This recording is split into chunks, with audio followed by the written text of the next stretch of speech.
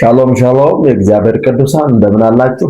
እኔ በፊታችሁ የቀረብኩት ወንድማችሁ ነብይ ተስኖት እባላለሁ። እንኳን ወደ እኔ ዩቲዩብ ቻናል በሰላም መጣችሁ ልላችሁ ፈልጋለሁ። ሁልጊዜ እንደዚህ አይነት ትምህርቶችን እንድለቅላችሁ የምትፈልጉ ሰዎች ከአገልግሎቴ ጎን ለመቆማችሁ ምልክት እንዲሆን ደወል ምልክቷን በመጫን ሰብስክራይብ በማድረግ አገልግሎቴን መደገፍ ማገዝ፣ እንዲሁም የእግዚአብሔርን ጸጋ ለሌሎች ሰዎች ማካፈል እንድትችሉ በእግዚአብሔር ፍቅር እጅግ አድርጌ አሳስባችኋለሁ። ዛሬ የምንነጋገረው በውስጤ የእግዚአብሔር ቃል በዮሐንስ ወንጌል ምዕራፍ 13 ከቁጥር 2 ላይ ያለው አብረን እንከፋፈላለን። እንዲህ በሚል ርዕስ እግርህን ታጥበሃል ወይ? የእግዚአብሔር ቃል ሲናገር እራትም ሲበሉ ዲያብሎስ በስምዖን ልጅ በአስቆሮቱ በይሁዳ ልብ አሳልፎ እንዲሰጠው ሐሳብ ካገባ በኋላ ኢየሱስ አብ ሁሉን በእጁ እንደሰጠው እግዚአብሔር እንደወጣ ወደ እግዚአብሔርም እንዲሄድ አውቆ ከእራት ተነሳ። ልብሱንም አኖረ፣ ማበሻም ጨርቅ ወስዶ ታጠቀ። ኋላም በመታጠቢያው ውሃ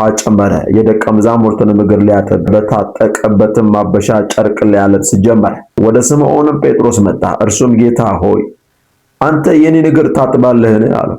ኢየሱስም መልሶ እኔ የማደርገውን አንተ አሁን አታውቅም፣ በኋላ ግን ታስተውላለህ አለው። ጴጥሮስም የእኔን እግር ለዘላለም አታጥብም። ኢየሱስም ካላጠቡ ከእኔ ጋር እድል የለም ብሎ መለሰለት።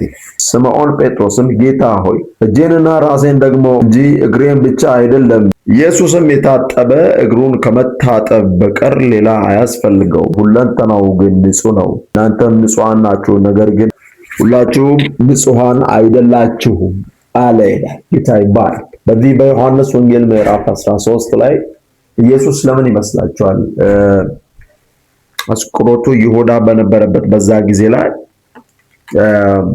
እግርን ማጠብ ያስፈልገው ብለን ስንመለከት የሰው ልጅ እግሩን ካልታጠበ በስተቀር ከእግዚአብሔር መንግስት እድል ፈንታ እንደሌለው ይናገራል። ለምንድነው እግዚአብሔር ልብን አጥባለሁ ያላለው? ለምንድነው ዓይንን አጥባለሁ ያላለው? ለምን እጅን አጥባለሁ አላለም?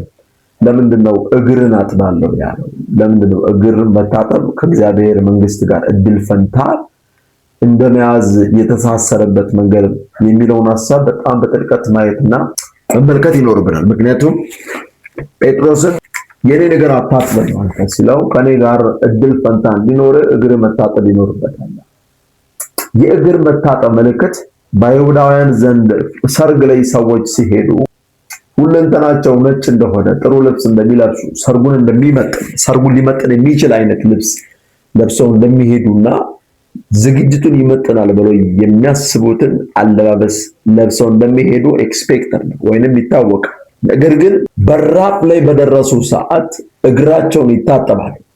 ይህ ስርዓት ሰዎች እግራቸው እጅግ በጣም ብዙ ቦታዎች ላይ ረግጠው ስለሚመጡና እግሩ ያልነጻ ብዙ ቦታዎች ላይ ተራምዶ የመጣ ግለሰብ ሰርግ ቦታ ላይ ንጹህ እንደሆነ ወይንም ለዛ ሰርግ ንጹህ እንደሆነ አይታሰብም። ስለዚህ በራፍ ላይ ውሃ ይቀመጥና እግራቸውን ታጥበው ነው ወደ ሰርጉ የሚሄዱት። ኢየሱስ በአይሁዳውያን ዘንድ የነበረውን ሐሳብ በመያዝ እዛ አካባቢ ላይ ለነበሩ ሰዎች እጅግ በጣም የሆነ ፓወርፉል የሆነ መልእክት አስተላለፈ። እግር መታጠብ በእግዚአብሔር መንግስት እድል ፈንታ ሰዎች እንዲኖሩት አያይዘው ሲናገር እንደዚህ አለው ጴጥሮስን። ስምዖን ጴጥሮስ መጣ። እርሱም ጌታ ሆይ አንተ የኔን እግር ታጥባለህን? አለው። ኢየሱስም መልሶ እኔ የማደርገውን አሁን አታውቅም፣ አንተ አሁን አታውቅም፣ በኋላ ግን ታስተውላለህ አለው። ጴጥሮስም የኔን እግር ለዘላለም አታጥብም አለ። ያያያዘው ጴጥሮስ ከመውረድ ጋር እግር እንደሚታወቀው እጅግ በጣም ብዙ ቦታ ላይ የሚረግጥ እጅግ በጣም ብዙ ቦታዎች ላይ በመሄድ የሚታወቅ እድል ፈንታ እንዲኖር እግርን አጥባለሁ ሲለው ምን ያለው መሰላችሁ? ብዙ ቦታዎች ላይ መሄድህን የሚያሳየው እግር ነው። ነገር ግን ዓለም ላይ ምድር ላይ የተመላለስክበትን ምልልስ በጠቅላላ በኔ በኢየሱስ በኩል ያ ምልልስ በጠቅላላ ምህረትን ያሳያል። እግዚአብሔር አምላክ በልጁ በኢየሱስ ክርስቶስ በኩል ከሰዎች ጋር ያደረገው አዲስ ኮቨናንት ሰው ከእግዚአብሔር መንግስት ርቆ በሄደበት በወጣበት እግር ወይንም በተጓዘበት እግር ወገኖች የትም ቦታ ላይ ስትሄዱ የምትጠቀሙት እግራችሁ ነው። እግራችሁን ካልታጠባችሁ በስተቀር ወይንም ጴጥሮስን እግርህን ካልታጠብክ በስተቀር እድል ፈንታ የለም፣ እኔ ካላጠብኩ በስተቀር እድል ፈንታ የለም ሲለው ወደ እግዚአብሔር መንግስት ለመግባት በኔ በኩል ካልሆነ በስተቀር ማንኛውም ሰው ምን የለውም፣ ዋጋ የለውም ወይንም እድል ፈንታ የለውም። አንተ ታጥበህ መግባት አትችልም። አንቺ ታጥበሽ መግባት አትችልም። ማንኛውም ሰው ራሱን አጥቦ በማንኛውም አይነት መንገድ በየትኛውም አይነት መንገድ ቢሄድ ማንኛውም ሰው በኢየሱስ በኩል ካልሆነ በስተቀር ወደ እግዚአብሔር አብ ወይንም ወደ እግዚአብሔር መንግስት መግባት አይችልም እያለ። ስለዚህ ዮሐንስ ምንድነው እየጻፈልን ያለው?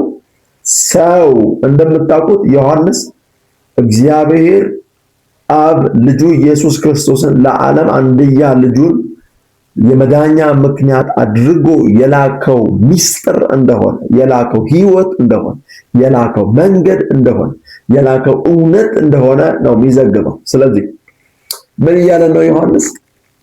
በጴጥሮስና በኢየሱስ በኩል የነበረውን ዳያሎግ እንዲህ ብለው ነው ዲፋይን የሚያደርገው። የሰው ልጅ ወደ እግዚአብሔር መንግስት መግባት የሚችለው ብዙ ቦታ የረገጠው፣ ብዙ ቦታ የሄደው፣ ብዙ ቦታ የነካካው እግሩ ብቻ ሳይሆን ሁለንተና ኢየሱስ አለ እግሩን የታጠበ ሁለንተናውን እንደታጠበ ይቆጠራል፣ ምልክት ነው። ስለዚህ የሰው ልጅ እግሩን ሲታጠብ ኢሚዲየትሊ እዛ ጋር የተቀመጠው ምልክት በኢየሱስ በኩል የሚደረግ የኪዳን ለውጥ። ስለዚህ ማንኛውም ሰው መጽሐፍ እንደሚል በእኔ በቀር ወደ አብ የሚሄድ ማንም የለም እንዳለ ኢየሱስ፣ ማንኛውም ሰው ወደ አብ መሄድ የሚችለው በኢየሱስ ክርስቶስ በኩል ብቻ። ስለዚህ ወገኖቼ የዮሐንስ ወንጌል ምዕራፍ 13 ቁጥር 2 እስከ 10 ድረስ ወይንም እስከ 11 ድረስ ያለው የእግዚአብሔር ቃል ሐሳብ የሰው ልጅ ወደ እግዚአብሔር መንግስት መግባት የሚችልበት ትልቀኛው መንገድ በኢየሱስ ክርስቶስ በኩል በሆነ አዲስ ኪዳናዊ መታጠብ ሆነ ለውጥ በደሙ በሚደረግ ስርየት መሆኑን ዮሐንስ ወንጌል ምዕራፍ 13 ይናገራል። እናንተ የተባረካችሁ ናችሁ። እጅግ በጣም ወዳችኋለሁ። የእናንተ ነገር የተባረከ ነው። ተባረኩልኝ።